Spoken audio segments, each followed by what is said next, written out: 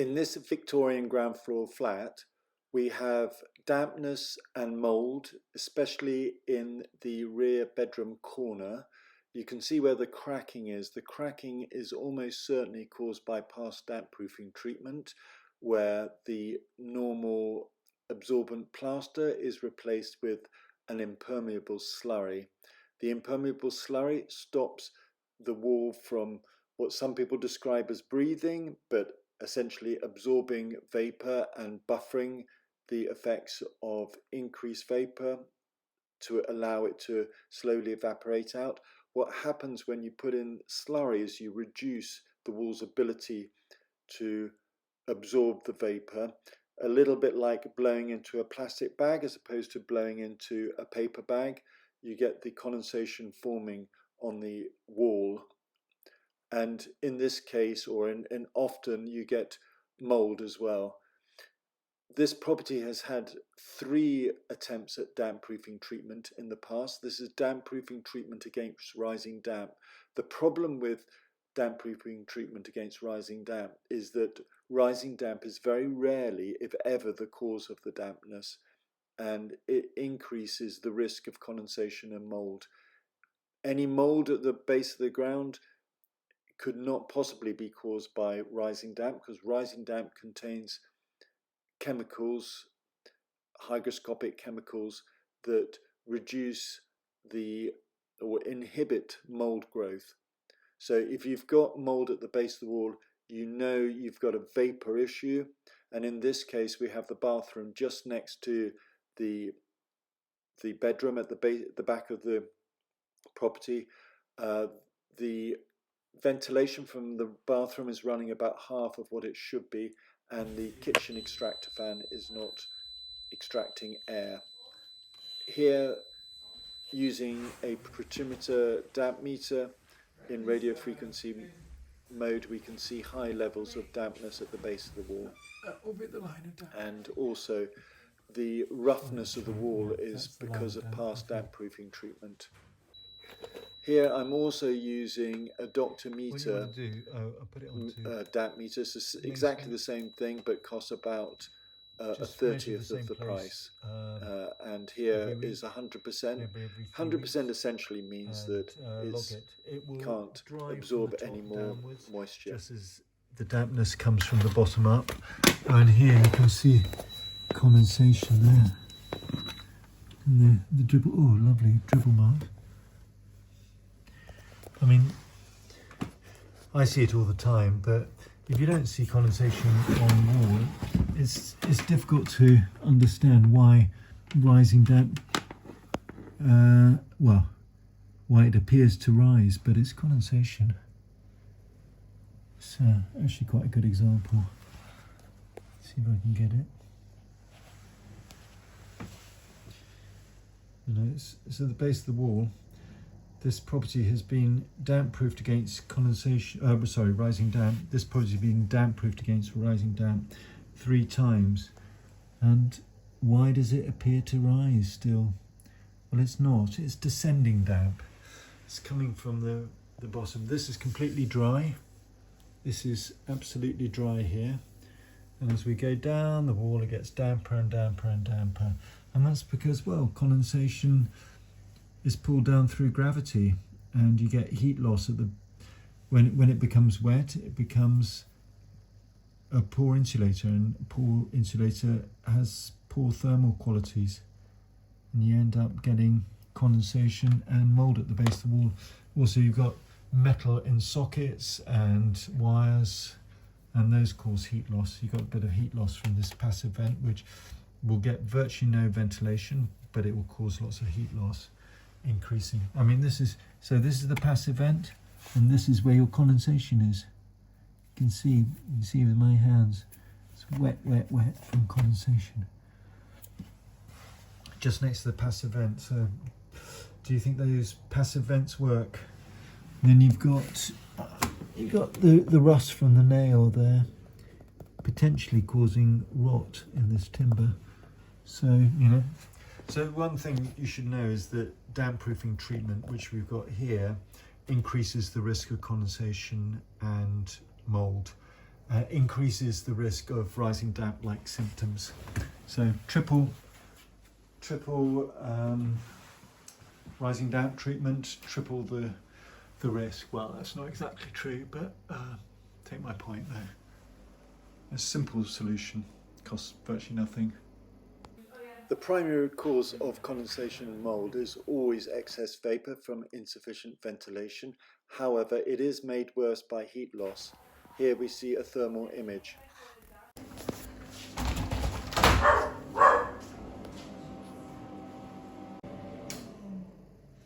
So that's the first problem. There's no overrun on it. Let's see what the vent speed is like.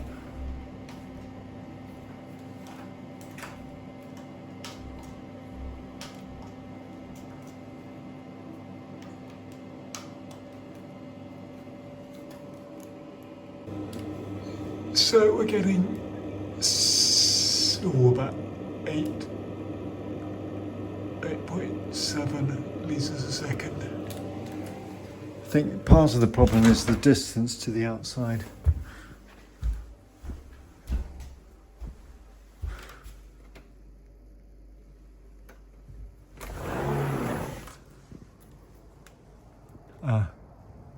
There's no... Oh. Well, maybe it goes all the way up there. I think that's your problem. It's going a long way. I would guess. It's difficult to be sure. Just having this on the safety lock with some ventilation will really help. The kitchen apparently has an extractor fan, but above it, it's just coming out there. It's not going anywhere. Okay, so it's pulling here and then going up. It looks good, but it does nothing. Yeah, it's not connected to anything. It's not connected to the... Well, you can have them going up the chimney, so that's what I'm going to recommend. It's just coming out there. It's interesting, but doesn't do anything. So on the outside, there's no vent hole. There's that vent there, which is on the inside. We saw that passive vent. There's no vent hole. There's this long tube, which could be the vent, but it just seems an odd thing to do. It's a long way. All you need to do is open it up there and you'll probably double the speed. I mean, the solution is put a continuous flow extractor fan in. Oh yeah, so this is the damp proofing treatment, which I think by and large it's accepted that it doesn't work. But anyway, oh, it's been done twice. If it didn't work first time, try again. All right, let's have a look in the cellar.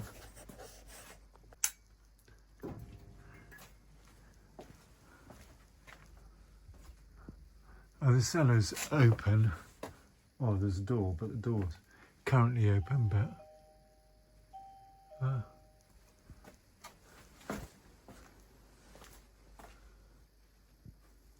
I mean, it looks okay.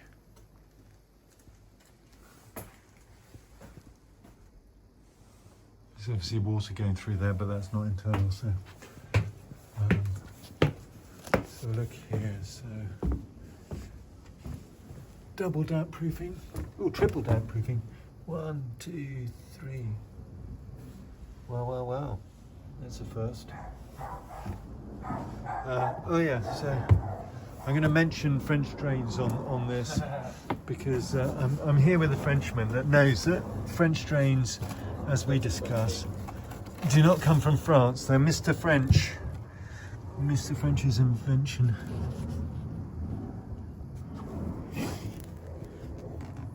Well, so this is called an echo drain. These work.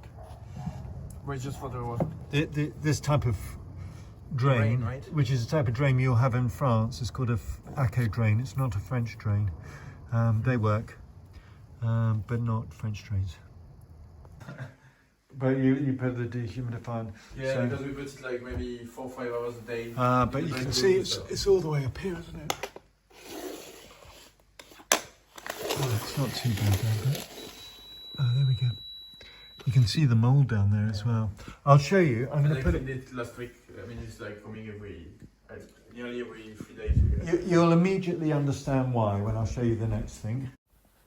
Do you see how you're getting cold in the so Yeah. the blue is cold, And the red, and if the front door is, well, ironically, it's probably where the shadow is more or less. Where's my finger? Oh no, so it's not exactly, but the front door is set back. yeah, So as you go to the front door, you've got this corner of wall here, yeah, and that corner is getting cold, and because mould grows with relative humidity goes above 85% for a prolonged Okay. period of time. Vapor moves through diffusion like smoke, but heat moves primarily through air currents. So the vapor gets into the corner, but it doesn't get hot. This sofa is essentially insulating it. It's insulating the corner. Two sides are cold on the outside because it's a corner. It's got increased surface area, so you get extra heat loss. So you're getting the double problem of heat loss and the vapor from internal. But it's that combination. yeah. The primary issue is vapor. The secondary issue is heat loss. Okay. So we'll deal with the primary issue. I'll go and see if I can sort out your extractor fans. See whether they're working. The We kitchen. don't have it, except in the bathroom.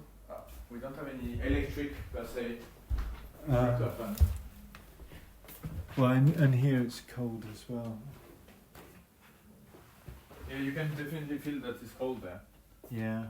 And we have picture. I think here has picture where the mold is like if we leave 2 weeks to go on holiday, we come back, it's fully black, the mold nearly. Okay. Well, when you go on holiday, the key is to leave a dehumidifier running. It's very inexpensive. It's a lot cheaper than But you need to empty leaving it. heating on. Sorry. You need to empty it. No, you have it dripping. I'll have a look at this particular one, but it has got a drain on it actually, and you leave it in the kitchen sink to drain away, and the door's open, and then it'll be fine. You don't need to leave heating on. It's sort of minimum of 0 degrees centigrade. You don't want it to freeze, but yeah. So anyway, I'll have a look and sort out your bathroom ventilation. Relatively okay compared to the rest. I know, but that would be the source of the vapor. But it's because it's internal, it's warm. Yeah. So, and then the kitchen, obviously, you've got. I'll have a look at that.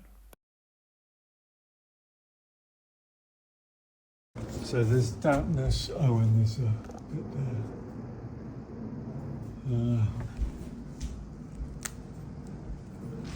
And a bit of damp there, and you've got this area of risk here. Oh, you've got some mould there. That will be because of heat loss there, but also ventilation issues. Pets and plants are wonderful, but they also respire. Any water that is drunk or given to plants will come back out as vapor through respiration, typically releasing in the order, well, a human will release 3/4 of a litre per person per day. A small pet, obviously, considerably less, but it's close to a cold section of wall, increasing the risk of mould. We don't really know what it is. Looks like the Labrador, but very small. There is an underground room that is open to the elements, causing heat loss in the corner, increasing the risk of condensation and mould. Also, there is an area of dampness at the ceiling underneath the upstairs bathroom, presumably a leak. I didn't visit the upstairs bathroom, the occupant was out. In summary, and sorry for using this graphic, but damp proofing treatment increases the risk of mould and condensation by reducing the wall's ability to absorb moisture and vapour. The only effective treatment for mould and dampness at the base of the walls is to increase ventilation, increase the use of ventilation and dehumidification so as to drop the dew point down to the external temperature. doing, you will reduce the risk of mould and condensation dramatically.